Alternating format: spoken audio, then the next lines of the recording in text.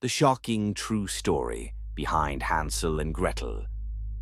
Most people think Hansel and Gretel is just a fairy tale. Two children, a forest, a witch. But the real story behind it doesn't start with a witch. It starts with parents who couldn't afford to keep their children alive. During the Great Famine in medieval Europe, entire regions ran out of food. Not low food, no food. And when that happened, families made decisions that didn't feel human anymore. They took their children into the forest and left them there. Not because they were lost, because they were never meant to come back. There are scattered records from that time, stories of children being led deep into the woods and told to wait. We'll return. They almost never did. Some children tried to find their way back. A few succeeded, most didn't, because the forest wasn't empty. It was full of people who had already crossed a line.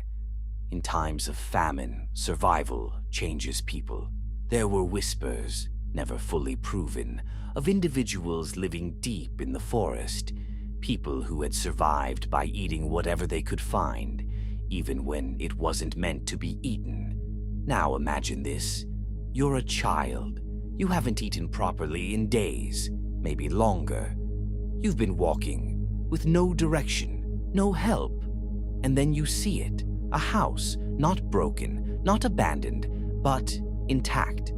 And somehow there's food, more food than you've seen in weeks. You don't question it. You can't. Because hunger doesn't let you question anything, so you step closer. And that's where the story changes.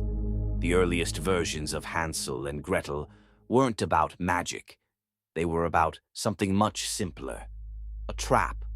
The person in the house wasn't always described as a witch, just someone who had survived, someone who had already made a choice about what they were willing to become. The children weren't held by spells. They were held by hunger, weak, exhausted, unable to run. And the oven? That part never changed. Because even in stories, some details are too real to remove. Over time, the famine disappeared from the story. The parents became less cruel, and the person in the house became a witch.